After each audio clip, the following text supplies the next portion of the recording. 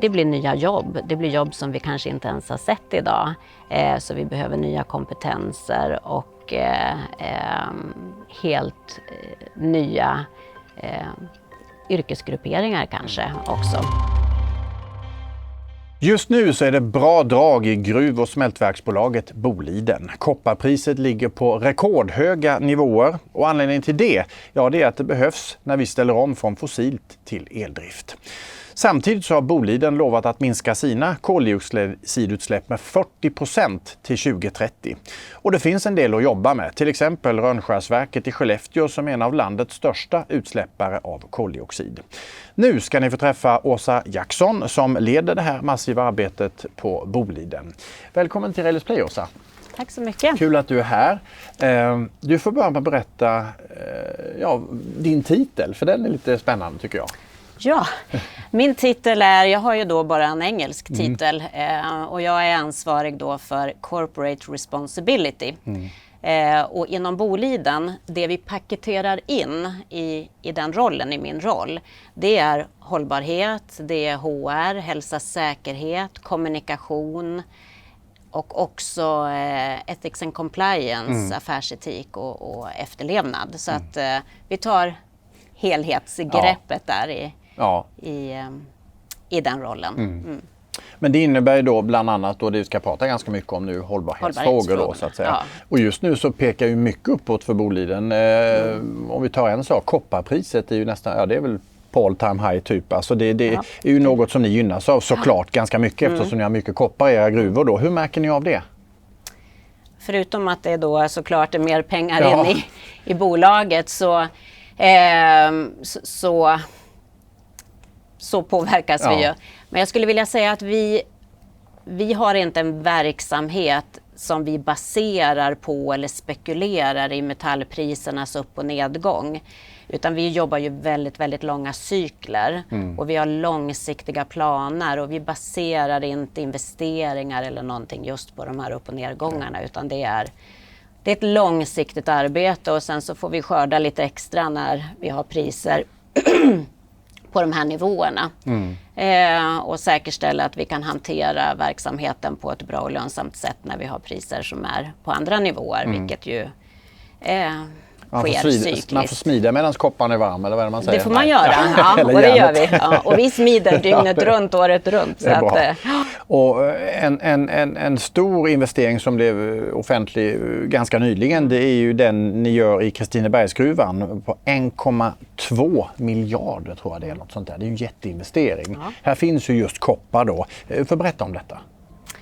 Ja, det är ju som du säger en stor investering, vilket är väldigt glädjande att vi nu har kunnat få beslutet att göra den här stora investeringen. Den är ju, det ska jag säga också, den är ju avhängig av att miljötillståndet för att utvidga verksamheten också går igenom. Och det finns koppar, det finns ett antal andra viktiga metaller där också som zink och bly och guld och silver. Men den är väldigt glädjande på det sättet, förutom att vi investerar mycket pengar i Sverige i den här verksamheten. Vi kommer ju säkra ökad produktion, vi kommer säkra ett stort antal arbetstillfällen i regionen framåt. Men vi har också möjlighet att börja använda all den moderna teknik som finns idag i gruvvärlden. Vi har ju, Kristinebergsgruvan är ju 80 år idag och nu när vi bygger nytt och utvecklar och utvidgar och expanderar så kan vi också göra en fossilfri gruva. Det finns alla möjligheter idag med elektrifiering under jord och teknikutveckling som sker i alla andra delar som måste till i ventilationssystem och så vidare.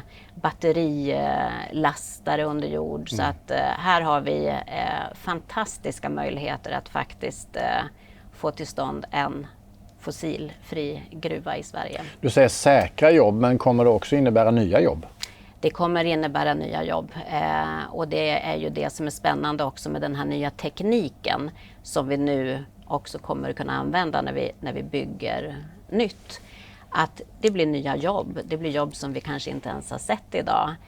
Så vi behöver nya kompetenser och helt nya yrkesgrupperingar kanske också. Det låter jättespännande, många nya jobb och så vidare, men det hänger ju då på, som du sa, tillståndsfrågan vad det gäller miljön. Då. När tror du eller hoppas du på att ni får ett besked om detta? Vi räknar väl med att vi har det om ett år.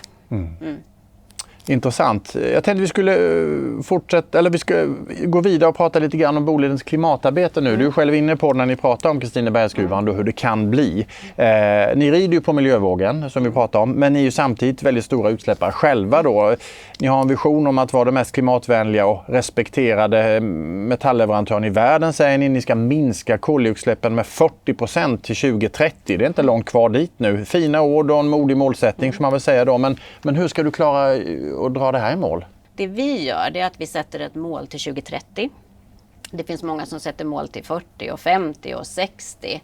Vi vill sätta ett mål som är i så pass närtid att vi som jobbar med de här frågorna nu faktiskt också kan ta ansvar för att leverera på målen. Så det som du är inne på, ja, det är ett modigt ambitiöst mål. Tror vi på det här? Ja, det gör vi. Och vi har satt till en klimatkommitté. Vi har tagit fram ett klimatprogram, vi har klimatplaner där alla olika initiativ och aktiviteter som vi både gör och har implementerat och som vi har planerat för på R&D-sidan, teknikutvecklingssidan, läggs in i de här planerna med beräkningar för att säkerställa att vi kommer att vara där.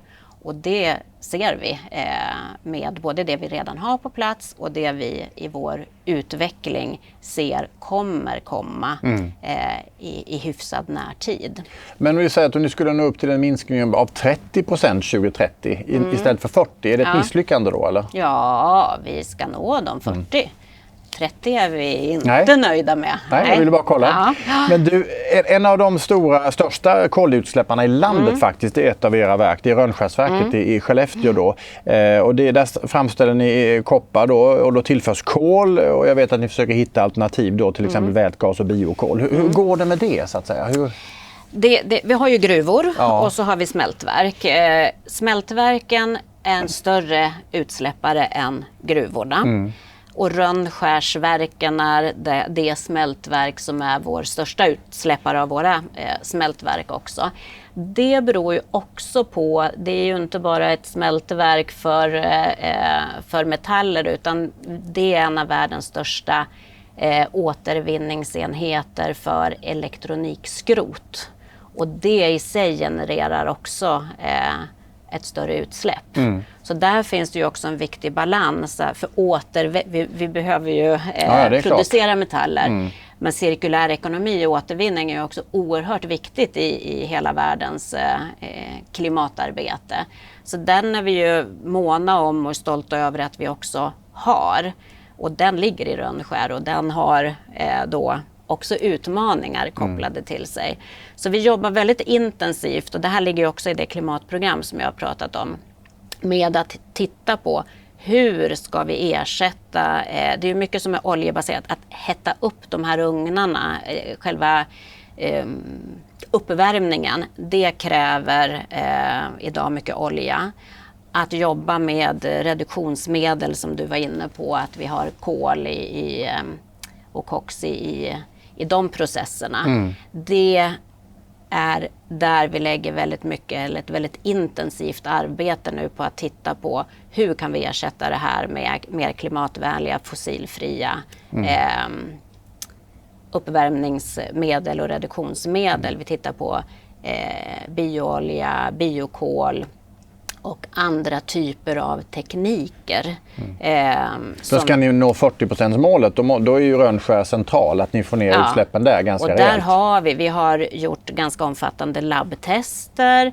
Vi går in med tester i produktionsmiljö nu, både i Rönnskär men också i Harjavalta i vårt stora smältverk i Finland. Och vi bygger egna testanläggningar. Det är så speciell teknik Det här är inte vem som helst som kan testa i någon annan miljö, utan man behöver verkligen göra det i vår miljö med vår teknik. Så det bygger vi också testanläggningar för nu. Så att vi har kommit en bra bit skulle jag vilja säga, och vi har kommit utanför labben in i produktionen. Så att vi ser att det här är också absolut möjligt att realisera och koppla till de här målen som vi har. Och sen energieffektivisering är ju såklart också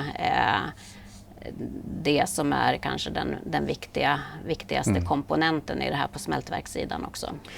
Du har ju naturligtvis också följt debatten om el och eventuell brist på el då så att säga. För i den här omställningen när vi ska ha laddinfrastruktur och villor och lägenheter ska ha sitt och framförallt ska fabriker och tillverka till exempel Boliden ha sitt.